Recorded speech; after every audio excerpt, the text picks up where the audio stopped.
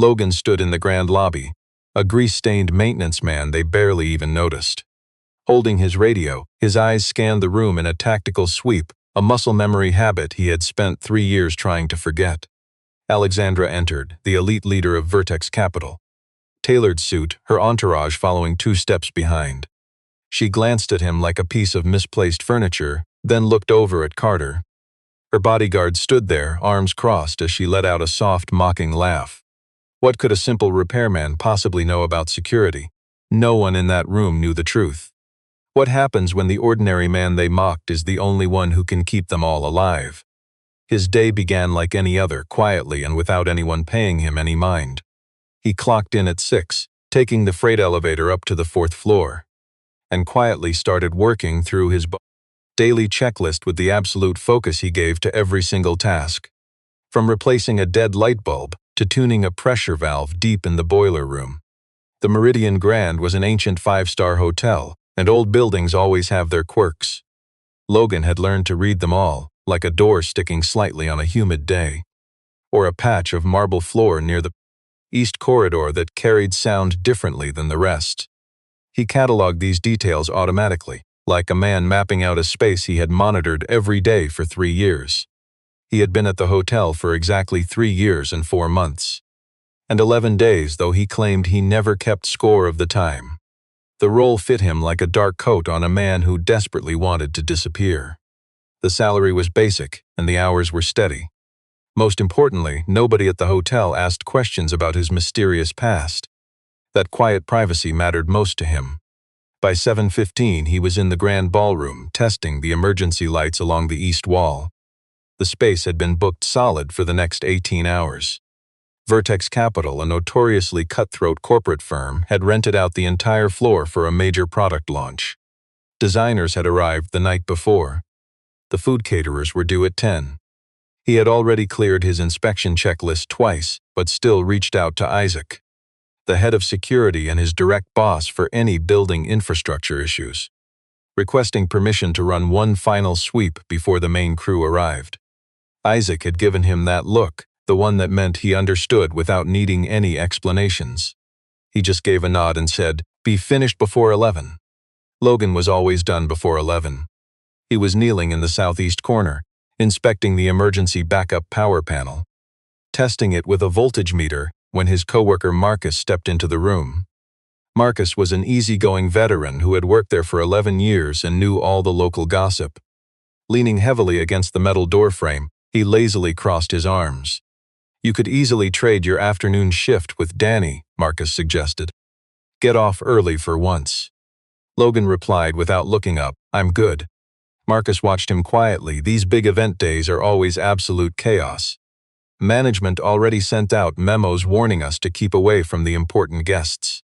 Logan silently logged the final voltage numbers on his board. "I've worked event days before." Marcus pushed off the doorframe and walked away in silence. Logan checked the company memo on his phone, then turned back to the fuse box. "Keep your head down, stay silent, and never speak to the wealthy guests. Make sure the maintenance staff remains completely invisible to the VIPs." He slipped his phone away. Around him, the massive empty ballroom waited in total silence. A perfect stage of gleaming floors, crisp linens, and expensive lights prepped for the elite. Standing right in the center, Logan took a slow, quiet look around. But his eyes scanned the room the way they always used to. Not like a common repairman checking light bulbs, but like the elite operator he once was. A lethal instinct buried deep in his bones, one that never truly left him. First, he clocked the west side service entrance. A cheap rubber wedge still held it open. Then he spotted the northwest security camera, its lens angled slightly away from the blind spot. Finally, he locked onto a catered waiter standing by the third pillar on the right. A man who wasn't doing anything a real waiter should be doing. He logged the threats in his mind and stayed silent. He grabbed his heavy toolbox and went back to his disguise. At 11:023, black SUVs rolled up in a tight military-style formation. These weren't quick rentals, but a highly coordinated, daily protective detail. The lead vehicle surged ahead, blocking the lane first. Guards from the rear truck jumped out before the main doors even opened. Their head of security, Carter, stepped out first. He scanned the area before anyone opened the VIP's door. He moved smoothly to the rear bumper in one sharp, practiced motion, perfectly blocking the most dangerous line of sight from the entrance. It was textbook, clean and polished, but it was done with the arrogant ease of a guard who had never faced a real, lethal threat. Alexandra finally stepped out. At 51, she possessed the absolute cold confidence of the ultra-rich, moving not with loud aggression, but with pure, quiet entitlement. Dressed in a sharp dark suit and a simple strand of pearls, she swept into the luxury hotel lobby like she already owned the place, already judged it, her mind already moving on to far more important things. Her assistant trailed exactly one step behind, frantically typing notes on an open tablet. With Carter guarding her left, the eager hotel staff offered warm greetings. Alexandra didn't even look at them, not out of malice, but because of something far more insulting. A total, deeply practiced indifference to ordinary people. Years ago, she had decided who was worth her time and who was completely invisible. And these low-wage workers were nothing but background noise. Her gaze swept right through them, treating human beings like cheap lobby furniture. Stopping in the very center of the floor, she turned slowly. She wasn't admiring the room, she was calculating its worth. She barked a quiet command to Diana, her voice sharp and cold. Diana tapped her screen and answered, already adjusted, with practiced ease, before her boss even finished the sentence. It was a smooth, well-rehearsed performance of power that they spent years perfecting just to look untouchable. Her bodyguard stood beside her, doing exactly what he always did in a new room. Scanning the scene, he was 6'2". He was built broad and strong, carrying himself with the disciplined, dangerous calm of a highly trained professional. His cold, flat eyes swept slowly across the entire room, cataloging potential threats by priority, fixed structures first, movement next, then the people. He scanned the lobby staff, the bellhops, and the front desk. And then he saw the quiet man in gray overalls holding a toolbox. The guard stared at Logan for exactly 2 seconds. Just a simple uniform and tools, no threat here, he looked away. It was the familiar blind dismissal Logan had dealt with for years. He did not blame the guard, who was just doing his job. But Logan knew the dangerous trap of making easy, lazy assumptions. You and I know how easily habits blind us, and blindness gets people killed. Inside the ballroom, the expensive corporate machine hummed along with cold, clinical precision. Diana paced the floor, glued to her screen, double-checking sightlines and table layouts, making sure the massive screens were aligned to the exact millimeter. The tech crew landed at 9 in the morning with standard efficiency, like robots who had built this exact stage in dozens of cities for 6 months. Alexandra paraded through the space, uttering 4 brief demands, and 2 required instant, frantic correction. Suddenly, a young hotel worker rushed past with a heavy service cart, badly misjudging the tight corner. He slammed right into the side of Logan's toolbox, resting quietly near the main power panel. The heavy box crashed onto the polished marble with a loud crack. Heavy iron tools scattered across the floor. Every eye snapped toward the sudden racket. Logan calmly knelt down and started picking up his gear one piece at a time, gathering them with a silent, deliberate focus that refused to beg for attention or ask anyone for help. The panicked worker started stammering an apology. Logan raised a hand, not in anger, but to quietly signal it was all right before continuing his work. Alexandra spun around at the sudden noise. She stood 10 feet away, staring down at him with cold curiosity. Then her face twisted in disgust, that elitist look you and I recognize, showing she found his presence beneath her high standards. She remained silent, but her silence spoke volumes. Logan packed his final tool and snapped the lid shut. He stepped back to the wall and resumed his task. He kept his head low, but his sharp eyes darted past the panel to scan the suspicious stranger lingering near the 3rd pillar. Still lurking there, not working, keeping his eyes on the stage. Their grand walkthrough started at 12:30. Alexandra paraded around with her loyal guard, while Diana kept bossing the tech crews. The afternoon launch was scheduled for 2 p.m. 200 wealthy guests gathered for the big launch. Among them were major investors and a crowd of reporters. Everything they cared about rested on these next few hours. Alexandra walked the floor with a quiet, desperate tension, visible to anyone who knew where to look. Isaac had ordered Logan, a seemingly simple technician, to stay inside the ballroom. The backup emergency lighting grid along the wall had flickered with a small power issue earlier that day, so Isaac wanted a reliable man to watch it during the lighting test, while the main house lights cycled through their modes. An ordinary, thankless task that forced him to stand quietly near the main power panel, which was located just 2 meters from the VIP entrance, right beside the grand stage. That spot was where she first targeted this quiet father. She had just finished planning the event security details with her chief guard, Carter, deciding which doors to guard and keeping key areas clear.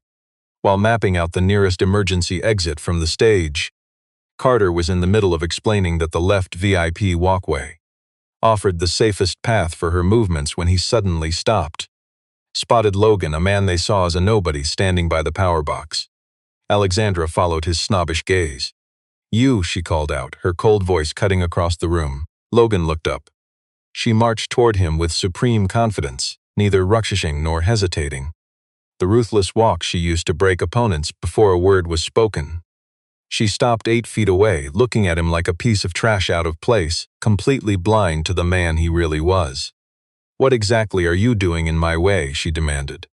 "Monitoring the backup power system," Logan answered calmly. "We had a minor power drop in the system earlier today. I am keeping an eye on it during this test." His voice was steady, carrying the quiet authority of his hidden past. He spoke only the simple truths, completely unfazed by her arrogance. Alexandra glared at him with disgust. Then she turned to her guard, exchanging a silent, cruel look that mocked this quiet worker in front of the entire crowded room. "I rented a premium 5-star venue," she scoffed loudly to Carter, ensuring the entire room could hear her. "And yet their plan is putting low-level maintenance workers right at our VIP door." She scoffed, letting out a sharp, mocking sigh. "How comforting," Carter sneered, a smug grin forming. He remained quiet, but his smug posture shifted. It was the lazy stance of a guard who felt entirely free to look down on an honest worker. Across the room, the wealthy onlookers smirked and whispered in silence.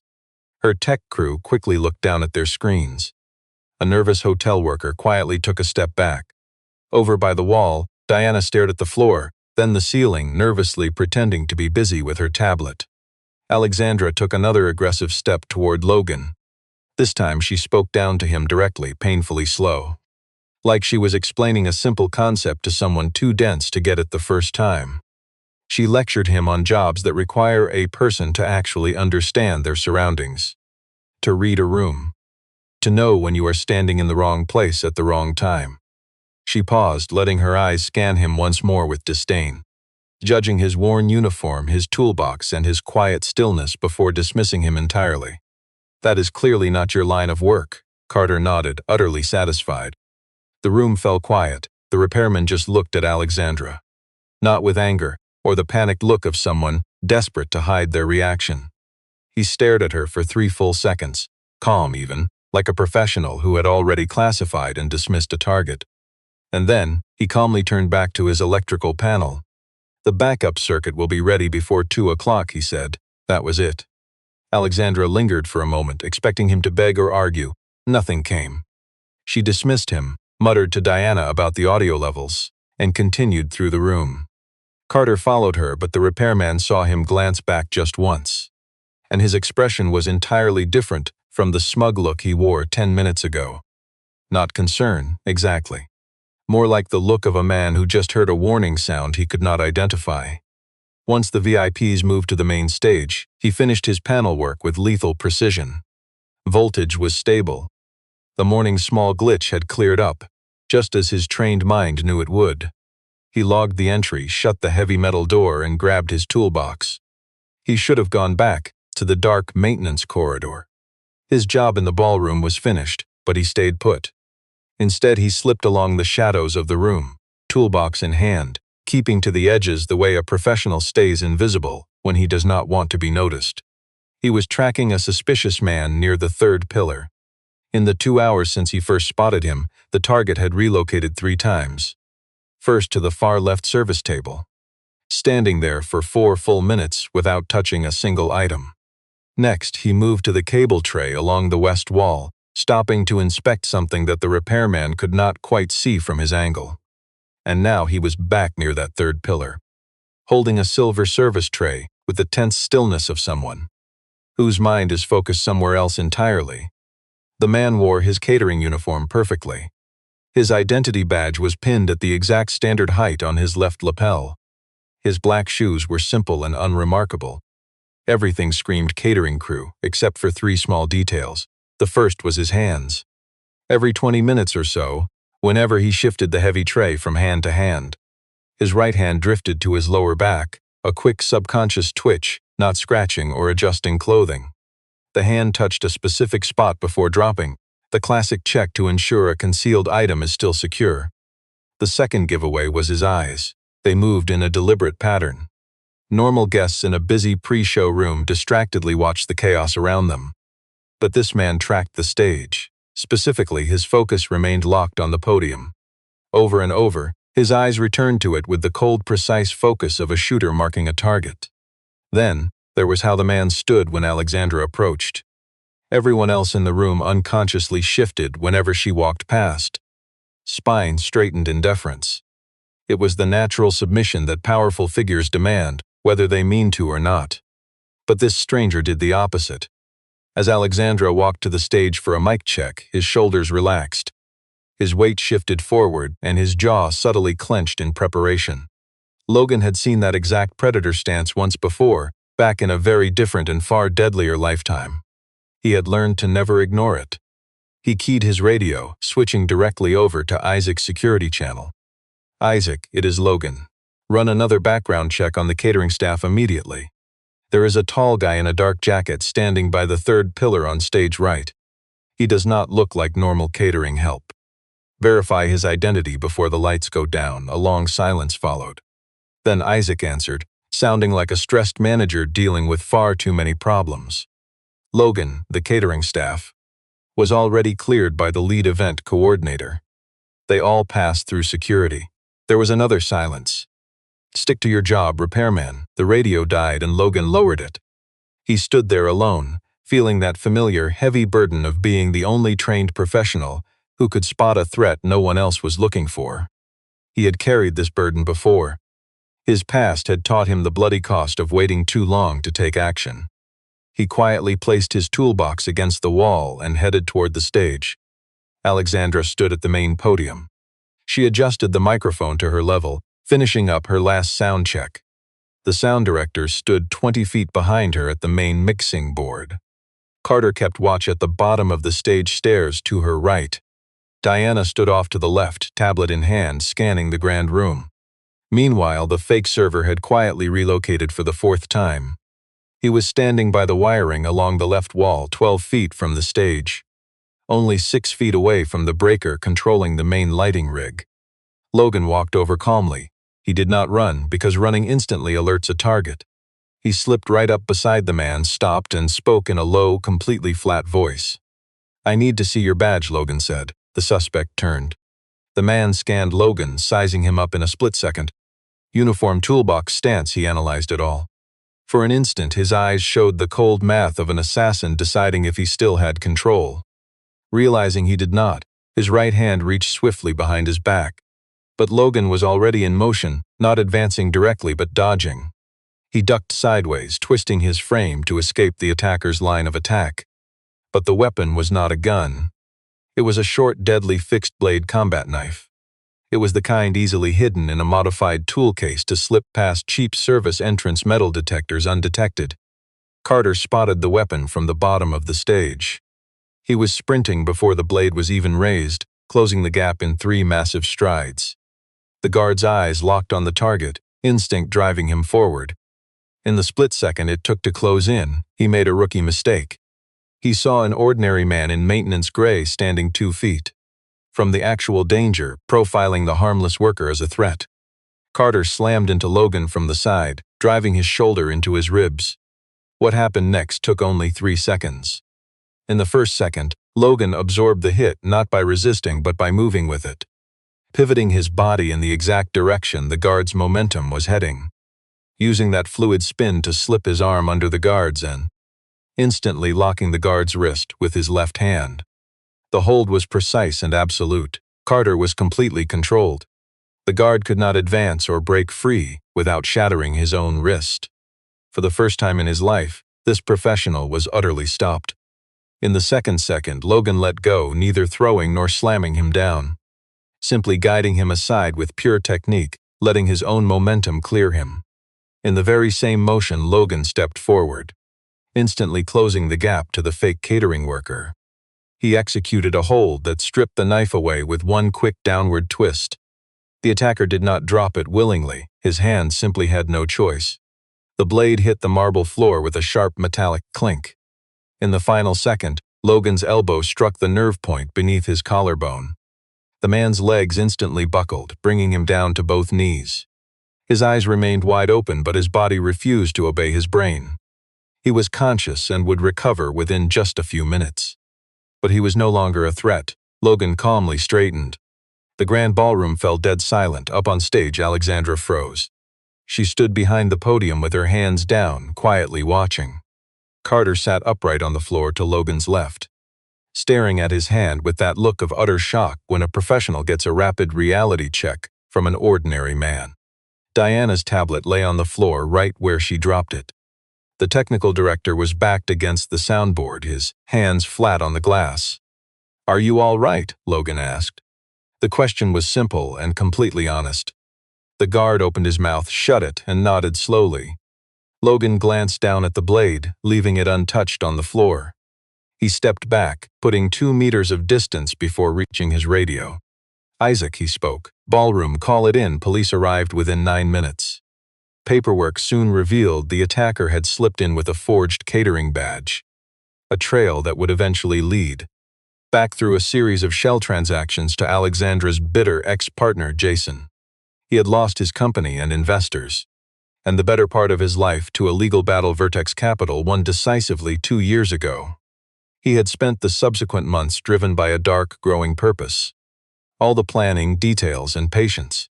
Everything was designed to end at this exact spot on the ballroom stage. The exact spot a mocked repairman had stepped in front of with 20 minutes to spare. They locked down the grand ballroom to take statements. The elite event was postponed indefinitely. Out in the hallway, the company's PR team made rapid whispered phone calls. Inside, the grand hall cleared out, leaving only essential people. 2 cops, Isaac, Alexandra's elite team, and the repairman Logan.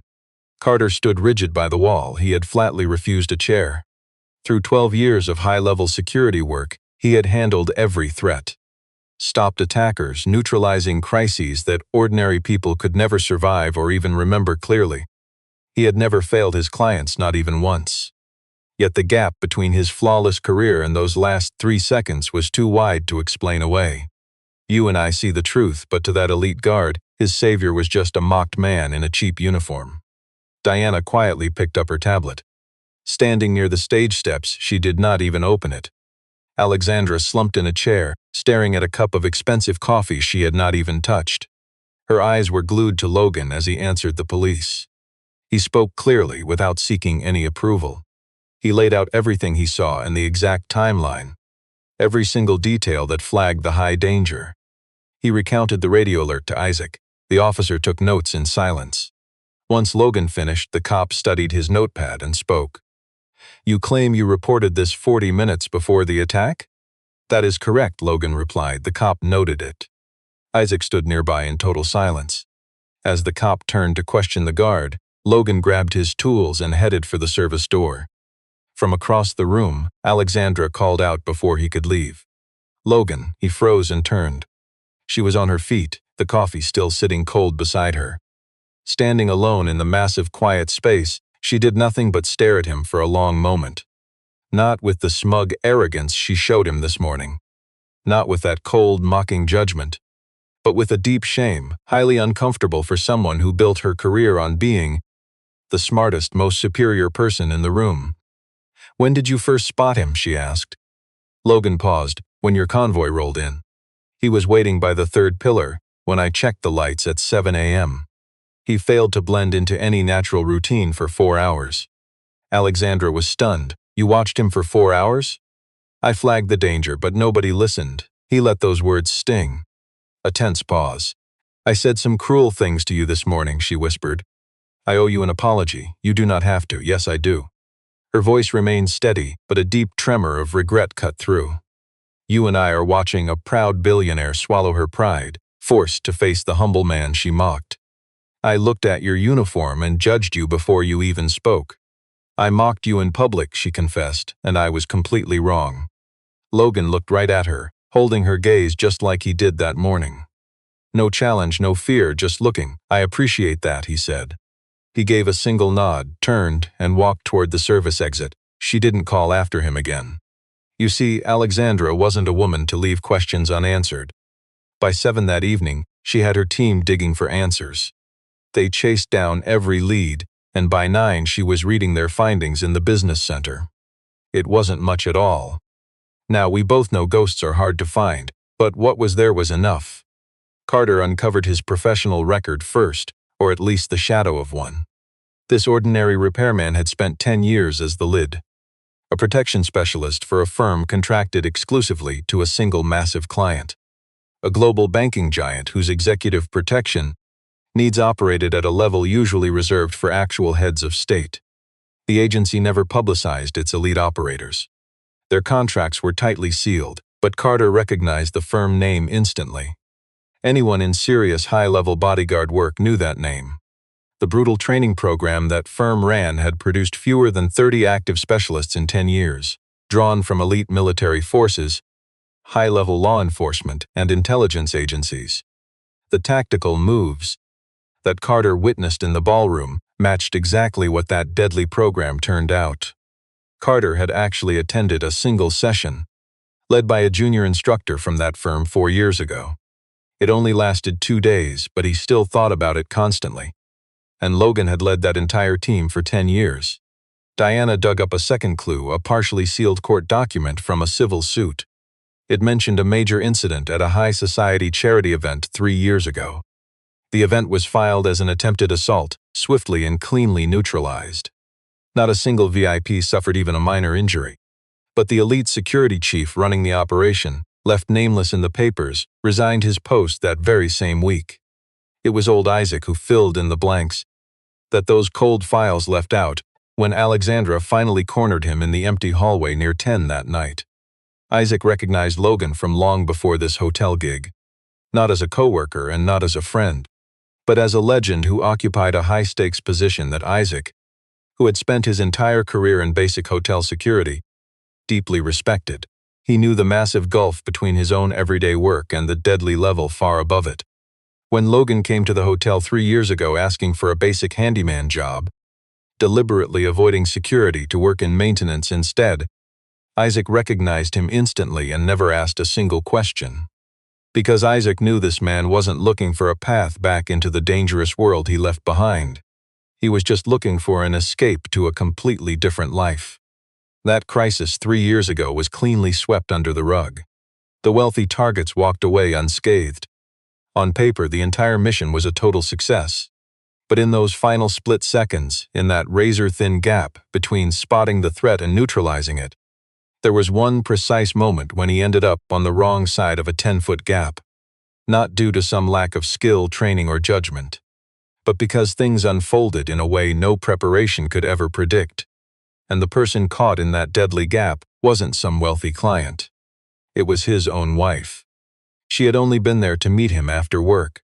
She wasn't on the security detail or factored into any emergency plans. She was entirely his responsibility in the deepest and most human way possible. At that exact second, he was 20 feet away securing an exit, doing exactly what he was trained to do, while the one person who truly mattered was in a spot he couldn't reach. She survived. The physical damage was severe but not permanent. She slowly recovered over several months, healing in private, surrounded by people who loved her. He stayed right by her side through every single moment. But a marriage, unlike a broken body, does not always heal on the same timeline. The absolute certainty and anchor they once shared before that night, the solid foundation of the life they had built, simply couldn't be pieced back together. There was no bitterness, no cruelty. They truly tried. And then, quietly and without pointing fingers, they just stopped trying. He packed up, moved out, and took a small, quiet apartment. Not long after that, he walked into the luxury hotel with a resume written in terms vague enough to keep his elite past hidden and avoid any unwanted questions. The arrogant CEO sat in silence long after her security chief left. She thought about the maintenance man she had publicly humiliated that morning, remembering the calm, unbroken look in his eyes. He hadn't flinched. She had expected him to break, to show fear or shame. She thought about her cruel words, how sharply she had delivered them, and the wealthy crowd she did it for. She wanted to show her power, making her security chief play along. She had forced everyone in that ballroom to witness the humiliation. Yet the ordinary man she ridiculed had operated at a level of high-stakes pressure she could never hope to survive. He had carried a heavy burden she wouldn't even know how to hold. And yet, after all of it, he chose to wear a hotel maintenance uniform and just do his job without seeking any spotlight. She was never a sentimental person, but she was always brutally honest. And the honest word for her behavior that morning was a label she despised admitting to herself. Her security director appeared at the business center door, standing there quietly without stepping inside. "You should know," he said. "That move he made in the ballroom, that first block. That lock. I have been trying to figure out his technique for the last 4 hours." He paused. "I can't fully replicate it, and I'm supposed to be elite." "I know you are," the CEO replied. Her director nodded. He looked as if he wanted to say something else, but chose silence instead and walked away. By the next morning, the ballroom was reset. The corporate event team worked all night, and by 9 a.m., the room looked untouched, like nothing had ever happened. You and I have seen reports like this, a minor corporate scuffle, suspect caught, no injuries. But Logan's name was never mentioned. He asked Isaac to keep him invisible, and Isaac did just that. Carter tracked Logan to the sub-basement at 7:30, long before anyone else arrived. Logan was just checking HVAC pressure, crouched near the main manifold, looking like a simple repairman. Carter walked down the stairs and quietly stood at the bottom. When Logan looked up, the security chief crossed the concrete floor, stopping 2 feet away. Without a single word, Carter offered his hand. Logan stared for a second, then stood up to shake. It was firm, brief, and intense. A silent handshake between two dangerous men who understood each other without needing any words. Carter admitted, "You could have ended me." It wasn't an accusation. Just a cold, professional assessment from one trained operative recognizing another's deadly skill. "You were doing your job," Logan replied. "Your assessment was off, but your instincts were good." Carter stared. "You went through that elite Black Ops program. It wasn't a question." Logan answered anyway. "A lifetime ago." Carter just nodded. He turned around and walked back up the stairs in total silence. At the top of the steps, he paused and muttered without turning, "Good morning." "Good morning," Logan replied. At 2 p.m., the high-profile event kicked off with a fresh schedule. This time, Carter stood guard right at the bottom of the stage. Positioned slightly further left than yesterday's security layout had specified. A deliberate shift giving him a perfect line of sight to the side exit and the crowd. Only a trained eye would have caught that subtle adjustment. Carter caught himself adapting to Logan's presence, learning from a master he once dismissed. Alexandra stood on stage before 200 wealthy elite, investors, analysts, and eager media. The carefully polished corporate speech flickered on the teleprompters beside her. The arrogant CEO had approved every single line of that speech the night before, yet she ignored them completely. Gripping the edges of the podium, she stared out at her high society crowd. She declared, "20 years in this industry has taught me how to judge people in a heartbeat." She continued, "To walk into a room, size up everyone, and make a split-second call. I'm excellent at it. That's why I'm the CEO." She paused heavily. She added, "Yesterday I learned that quick assessments are tools that fail spectacularly when we judge a man by his uniform." She offered no further explanation. She named no names. Instead, she pivoted smoothly to the product launch and delivered it masterfully. And the audience reacted the way crowds always do, hanging on every word when they feel the speaker is being completely real. The roaring applause at the end was real. Standing in the wings, Diana hadn't looked at her tablet even once. Meanwhile, on the 3rd floor, Logan was calmly fixing bathroom grout in room 314. Faint echoes of the lavish celebration drifted up through the concrete structure. muffled claps and the booming cadence of a speaker echoing from high-end audio systems. You and I know that sound, but to him it was just distant rain, continuous and irrelevant. His phone buzzed with an alert from an unregistered contact. Standing in the doorway of room 314, he read the text, "I asked Isaac." He spoke very little, but his quiet words carried weight. "I think I finally understand what I was really asking you last night when you asked why I apologized. I still do not have a clear answer. Thank you not for yesterday but for the question." Logan read it twice. He slipped the phone into his pocket and returned to his tile work. He had no desire to prove himself to the elites who had just mocked him. He learned that harsh lesson before losing something he could never replace. So he chose the only path that made sense to him, a quiet, invisible life. A simple manual job that demanded only his focus and offered honest results in return. 3 years ago, he made a conscious choice. The man who lived only for the validation and opinions of others was someone he could finally let go of. And so, he did. Since that day, waking up to his quiet reality had gotten a little easier. The cruel words the elite CEO threw at him had hit their mark. He knew that. He was not a robot, and he never claimed to be. But the wound was much smaller than she expected, and far smaller than she had intended. Because the humble repairman she targeted had already done the quiet, exhausting work of finding his true self-worth without needing anyone else's approval. He pressed the grout smoothly along the edge of the tile. The physical labor was precise, demanding his undivided attention to get it perfect. So he focused entirely, while in the fancy ballroom downstairs the shallow applause continued. Outside, the bright afternoon was quiet and calm, drifting forward at the perfect pace for his new life.